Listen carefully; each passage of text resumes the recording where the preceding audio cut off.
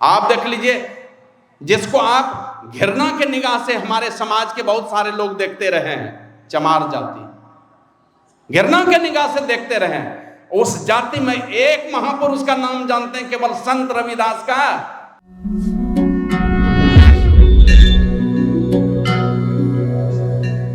और यही रामायण में वर्णन है उसका। माता पार्वती ने पूछा था शंकर भगवान से, स्वामी सबसे बढ़िया खानदान कौन सा है ना, यही चाहते हैं। अभी देखिए, कहीं गांव घर में रिश्तेदारी की बात उठेगी तो बड़ा खानदान खोजता है। शंकर भगवान से माता पार्वती ने पूछा, सबसे बड़ा खानदान कौन? शंकर भगवान कहते हैं, गिरजा सोकुल धन्य उमा सुनु, जगत पूज्य सुपुनीत, श्री रघुवीर परायण जेहि नरूपज विनीत। एक भी राम के विनम्र भक्त पैदा हो जाए, एक भी संत पुरुष, एक भी भक्त पुरुष खानदान में पैदा हो गया, शंकर भगवान का तो वो खानदान दुनिया में पूजनीय है। सबसे बड़ा खानदान है वो जिस खानदान में एक भी बेटा और बेटी परमात्मा का भक्त पैदा हो जाए, एक भी पैदा हो जाए जिस खानदान में। आप देख लीजिए, जिसको आप घृणा के निगाह से हमारे समाज के बहुत सारे लोग देखते रहे हैं, चमार जाति, घृणा के निगाह से देखते रहे हैं, उस जाति में एक महापुरुष का नाम जानते हैं, केवल संत रविदास का। वो एक नाम ने दुनिया के उस जाति को दुनिया में महान बना दिया, उस खानदान को महान बना दिया, पूजनीय बना दिया उस खानदान में। और यही कारण था कि मीराबाई उनको गुरु के रूप में स्वीकार कर ली। छत्रानी थी, उन्होंने गुरु के रूप में स्वीकार किया। तो इसलिए आइए, यहाँ आएंगे, बहुत सारी बातों की चर्चा हम लोग चार पाली के सत्संग में करेंगे। और एक छोटी कथा से, एक क्या कहते हैं उसको, दंत कथा के माध्यम से मैं एक अपने प्रवचन की शुरुआत करता हूँ। वो यही कि एक जगह सत्संग हुआ, बहुत सारे लोग आए सत्संग में, सब लोग एकदम क्या कहते हैं, भाव विभोर होकर के सुनते रहे। बहुत सारे हंसी मजाक के बहुत सारे प्रसंग उठाते थे। 7 दिनों तक कथा हुई, सत्संग हुआ। बीच में एक सज्जन को देखा, देखने से लगता था किसी अच्छे परिवार के लोग हैं, संभ्रांत परिवार के लोग हैं। तो उनसे पूछा कि भाई क्या सुने, क्या समझे, कैसा लगा? कुछ नहीं बोले। तो इशारा करके निकट बुलाए, फिर पूछते हैं क्या सुने, क्या समझे, कैसा लगा? तब वो उसको लगा कि ये हमको कुछ बोल रहे हैं। तो वो कहते हैं कुछ बोल रहे हैं क्या, जरा जोर से बोलिए। तो कहा कि आप बहरे हैं? बोला हाँ, थोड़ा कम सुनते हैं, ऊंचा सुनते हैं। बोला यही पूछ रहे हैं, क्या सुने, क्या समझे, कैसा लगा? बोला कुछ भी नहीं सुने। कुछ सुने ही नहीं तो समझेंगे क्या? तो बोला बैठे थे, रोज दिन सत्संग सुन रहे थे, जो हंसते भी थे, हंसी वाले प्रसंग में हंसते भी थे। का हंसते तो इसलिए थे कि सब लोग हंसते थे, तो देख के हम भी हंस देते थे। इनको महात्मा जी को लगता था शायद मेरी बात बहुत अच्छी लग रही है इसलिए हंस रहे हैं, लेकिन वो कहते हैं सब लोगों को हंसते हुए देखते थे तो हम भी हंस देते थे। तो बोला तब फिर बैठे थे क्यों? कुछ सुने ही नहीं, समझे ही नहीं, तो बैठे किस लिए? बोले महाराज इस क्षेत्र में मेरे इतना पैसा वाला कोई नहीं है, मेरे इतनी प्रतिष्ठा वाला कोई नहीं है, हम आकर के बैठे हैं ना, तो इस क्षेत्र में मेरे बहुत सारे कर्जदार हैं, मेरे डर से बहुत लोग आके बैठते हैं, लाज से भी बैठते हैं कि इतने बड़े लोग आके बैठे हैं तो हम लोगों को भी बैठना चाहिए। और महाराज इन कानों से तो हमने कुछ नहीं समझे, सुना, कुछ भी नहीं समझा, लेकिन महाराज मैं अनपढ़ नहीं हूं, पढ़ लिख करके हमने जाना है कि जहां पर ईश्वर के कथा कहानी की चर्चा होती है, जहां संत पुरुष आते हैं, संत पुरुष की आभा जहां बिखरती है, उनके सद्गुणों का तरंग जहां पर फैलता है, वहां जाकर के बैठ करके सांस लेने से भी जीवन पवित्र हो जाता है। तो मैं निवेदन करता हूं, सुनाना तो बहुत बातें हैं, बहुत बातों की चर्चा करनी है, लेकिन अगल बगल में बहुत दूर तक आवाज जाती होगी। मैं सब लोगों से निवेदन करता हूं समय निकाल करके आके बैठिए और आएंगे, साधु संतों के दर्शन होंगे आपको, चरित्रवान साधु संतों के दर्शन होते हैं, जैसे लोगों के दर्शन होंगे उसी तरह की भावना पैदा होती है आपके अंदर में। उसी प्रकार का अगर कोई देखेंगे ना, कोई कंजूस आदमी, कोई आलसी आदमी, कोई नकारात्मक सोच वाला के संग में जाते हैं तो आपके मन में नकारात्मक सोच पैदा होता है। संतों के पास जाएंगे आपके अंदर में सकारात्मक सोच पैदा होगा। आपके अंदर में जो नेगेटिव एनर्जी है वो नेगेटिव एनर्जी धीरे धीरे निकलती जाएगी और आपके जीवन में पॉजिटिव एनर्जी प्रवेश करेगी, सकारात्मक ऊर्जा आपके अंदर में प्रवेश करेगा। और जब लोगों के जीवन में सकारात्मक भाव पैदा हो जाता है, असंभव कुछ भी नहीं है, कुछ भी संभव कर लेगा, असंभव नहीं है कुछ भी। तो इसलिए मैं आप लोगों से निवेदन करता हूं कि आप आइए और जो जिन बातों की चर्चा हम लोग सारे पूज्य महात्माओं से सुने। होता क्या है, कम समय मिलने पर ना तो आप लोग देखेंगे छोटे जमीन को जोतने में ट्रैक्टर वाले को बहुत परेशानी होती है। अब बड़ा अगर 10-20 बीघा का रहे ना तो देहाती भाषा में कहे तो बड़ा आंतर बांधता है, तो सब छोटे महात्माओं को थोड़ा थोड़ा समय दिया जाता है। उसी में सोचता है कुछ और कुछ से कुछ बोलूं, सोच भी नहीं पाते, बढ़िया बढ़िया बात भी चाह करके नहीं बोल पाते हैं। तो इसलिए 4 दिन का 4 पाली का समय है, बहुत बातों की चर्चा होगी। कहने की जो बातें हैं, समय का अभाव है, 10:47 हुए हैं, 11 बजे तक में सत्संग को समाप्त करेंगे। कहने की जो मूल बातें हैं, इन बातों की चर्चा क्रम से जो पाठ हमने करवाया, दूसरे पाली में, तीसरे पाली में, चौथे पाली में, सारी जो बातें, इन बातों को एक एक करके बारी बारी से प्रयास होगा सभी महात्माओं का। अभी सुन रहे थे, वेद भगवान उपदेश करते हैं। क्या उपदेश कर रहे हैं वेद भगवान? और ये कौन है? ये वेद की जो ऋचाएं हैं आई कहां से? तो जब देखते हैं कोई भी वाद्य यंत्र है, उसको आप जब बजाना चाहते हैं, कोई भी वाद्य यंत्र हो, सहनाई हो, बांसुरी हो, कोई भी वाद्य यंत्र को बजाना चाहते हैं तो आप देखेंगे जब वो एकदम साफ सुथरा कर लेता है, बैंड वाले आते हैं, देखते हैं पानी डाल करके पूरा सीधा कर लेगा कि कहीं बीच में अड़ा तो नहीं है। तो जो महापुरुष अंदर से बिल्कुल पवित्र हो जाते हैं, कोई विकार जिनके अंदर में नहीं रह जाता है, उन महापुरुषों के माध्यम से परमात्मा ज्ञान का फूंक मारते हैं।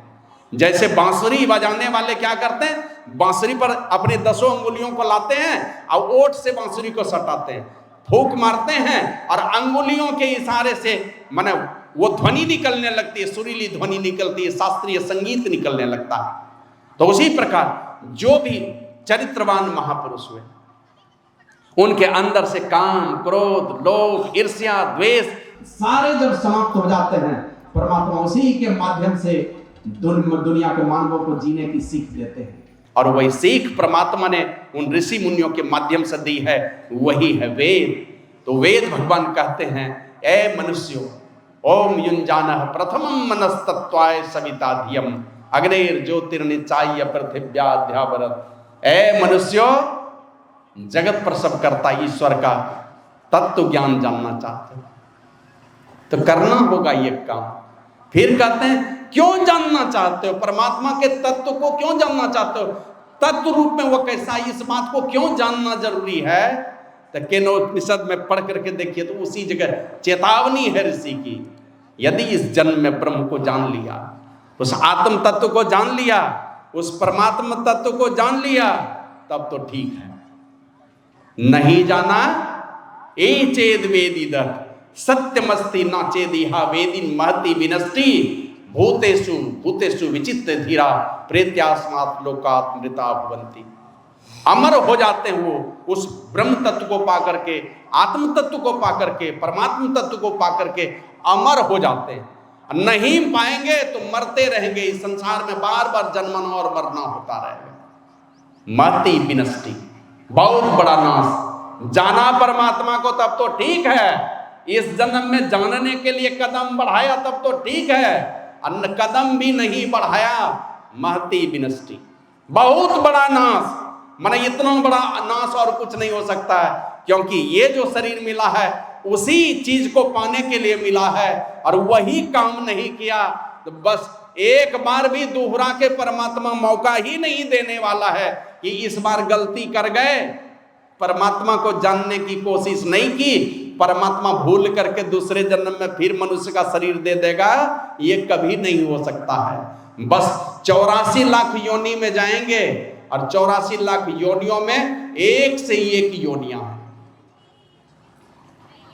कछुए की योनि में गए, हजारों साल जिएंगे। सर्प के रूप में जाएंगे, हजारों साल आपकी आयु हो जाएगी। पेड़ पौधे के रूप में चले गए कहीं, कितनी कितनी लंबी आयु के पेड़ पौधे हैं, कहा नहीं जा सकता। को लोग बतलाते हैं बंगाल में किसी जगह पर एक बट वृक्ष है, उसमें जो क्या कहते हैं अलग से जो जड़ निकल जाता है, इतने इतने जड़ निकले हैं कि पता ही नहीं चलता है उसका मूल जड़ कहां पर है। आप जाइए, आदि गुरु शंकराचार्य जोशी मठ में तपस्या किए थे। जोशी मठ में मैंने बद्रीनाथ जाने के रास्ते में शहतूत के पेड़ के नीचे तपस्या किए। लगभग 2600-2700 वर्ष गुजर गए, अभी भी तूत का पेड़ जिंदा है वहां पर। कृष्ण भगवान जहां पढ़े थे संदीपन मुनि के आश्रम में, अभी विशाल बट वृक्ष वहां पर है। लोग कहते हैं द्वापर का ही है। 84 लाख योनि में चले जाएंगे। ये मनुष्य का शरीर अगर परमात्मा तत्व को नहीं जाना तो दोहरा करके ये फिर शरीर मिलने वाला नहीं है। जिस काम में आपका मन लगा है उसी के अनुरूप परमात्मा आपको शरीर दे देगा। महती विनष्टि, बहुत बड़ा नाश किया अगर उस आत्म तत्व को नहीं जाना। इसलिए वेद भगवान कहते हैं यदि उस आत्म तत्व को जानना चाहता है, परमात्मा को स्वरूपतः तुम जानना चाहते हो, तो सबसे पहले तुमको बुद्धि को सात्विक बनाना पड़ेगा। बुद्धि योग करना पड़ेगा तुमको, जहां तुम्हारी बुद्धि पवित्र हो जाएगी। और जब तक बुद्धि पवित्र नहीं होगी, ये उल्टी पुल्टी बुद्धि रहेगी, बस उल्टी पुल्टी चीजें ही ग्रहण करेंगी। उस आत्म तत्व को जानने के लिए, उस परमात्मा को स्वरूपतः जानने के लिए पहले बुद्धि योग करना पड़ेगा। माना तुमको साधु पुरुषों की संगति में जानी पड़ेगी, सत्संग करना पड़ेगा। और सत्संग केवल हमारे गुरु महाराज तो कहते हैं ए बाहर में बैठ करके ये कथा कहानी की चर्चा करना, ये भी सत्संग है, ये दूसरी भक्ति है। लेकिन इसी में भक्ति की समाप्ति नहीं है। भक्ति की समाप्ति तो आंतरिक सत्संग करके आत्मा से परमात्मा को मिला देना, दोनों एकम एक हो जाना, वो शक्ति है। हमारे गुरु महाराज कहते हैं नित सत्संगति करो बनाई, अंतर बाहर द्वय विधि भाई, धर्म कथा बाहर सत्संगा, अंतर सत्संग ध्यान भंगा। ये बाहरी सत्संग है, साधु पुरुषों का दर्शन हो, साधु पुरुषों के सिरमुख से आप उपदेश को सुने, या घर में बैठ करके ऋषि मुनियों के ज्ञान को शास्त्रों के माध्यम से पढ़ के जाने, ये सब बाहरी सत्संग है। और संतों से जुक्ति सीख करके एकांत में बैठ करके ध्यान करना, ये आंतरिक सत्संग है। दोनों सत्संग करेंगे तो पूर्णता को पाएंगे। और ये अवस्था, ये काम अगर नहीं करते हैं तो कहते हैं महती विनष्टि, बहुत बड़ा नाश केनोपनिषद के ऋषि कहते हैं। फिर दूसरे तरफ कहते हैं जो उस परमात्मा को तत्व रूप में जानना चाहते हो तो बुद्धि को सात्विक क्यों बनाना पड़ेगा? कहा कि बुद्धि से परमात्मा को तुम ग्रहण ही नहीं कर सकते, मन से मनन कर ही नहीं सकते, आंख से तुम देख नहीं सकते, कान से तुम सुन नहीं सकते, जिह्वा से तुम उसका पता नहीं लगा सकते। माने ये पांचों ज्ञान की इंद्रियां उस आत्म तत्व को, परमात्मा को स्वरूपतः जानने में निष्क्रिय हो जाती है, जान ही नहीं पाते, सामर्थ्य ही नहीं है। माने मन को तो बस आंख को एक ही काम है, उसके अलावा दूसरा काम ही नहीं कर सकती। कान को एक काम है सुनना, सुनने के अलावे अगर आंख कहे कि मैं 10 दिन के लिए छुट्टी में जा रहा हूं, मेरा वाला काम तुम कर देना, कान कभी आंख का काम नहीं कर सकता। जिह्वा अगर कान कहे कि भाई मैं थक गया हूं बहुत दिन तक सुनते सुनते, त्वचा को कहे कि तुम मेरा वाला काम कर देना, तो वो काम नहीं हो सकता। उसी प्रकार का उस आत्म तत्व को जानना चाहते हो, परमात्मा को स्वरूपतः अगर जानना चाहते हो, जिन बिना जाने कल्याण भी नहीं है, उस तत्व को नहीं जानेंगे। लिखा है अशरीरम शरीरेषु अनवस्थेषु अवस्थितम महानतम विभुमात्मानं मत्वा धीरो न सोचति। शोक रहित हो जाता है जब शरीरों में शरीर रहित और अनित्यों में नित्य स्वरूप उस आत्मा को जान लेता है। यमराज का उपदेश है नायम आत्मा प्रवचनेन लभ्यो न मेधया न बहुना श्रुतेन। प्रवचन से प्राप्त नहीं होगा, बहुत स्मरण रख सकते हैं उससे भी नहीं होगा, या बहुत कुछ सुन सुन करके याद कर लिए उससे भी उस आत्म तत्व को नहीं जान सकते। लेकिन जानना है जरूर। फिर जानेंगे कैसे? तो इसी के विषय में गुरु महाराज, इसीलिए जब भी संत मत का सत्संग होता था, सबसे भारी विषय होता था पहले टाइम का सत्संग, सबसे भारी विषय है। और समय में सत्संग की महिमा सुन लेंगे, नर्तन के विषय में सुन लेंगे, कर्म फल पर सुन लेंगे, नवधा भक्ति के विषय में सुन लेंगे, ईश्वर भक्ति के विषय में सुन लेंगे। पहले टाइम के सत्संग में ईश्वर स्वरूप पर चर्चा होती है कि अगर उस ईश्वर को जानना चाहते हो स्वरूपता, तो उस ईश्वर स्वरूप की चर्चा होनी चाहिए कि स्वरूपता हो कैसे। अब हम अपने भाई को खोज रहे हैं, मेरा भाई किसी काले रंग का टी शर्ट पहन करके घूम रहा है, हम सफेद टी शर्ट वाले को खोज रहे हैं, तो कहां से मेरा बड़ा भाई मिलने वाला।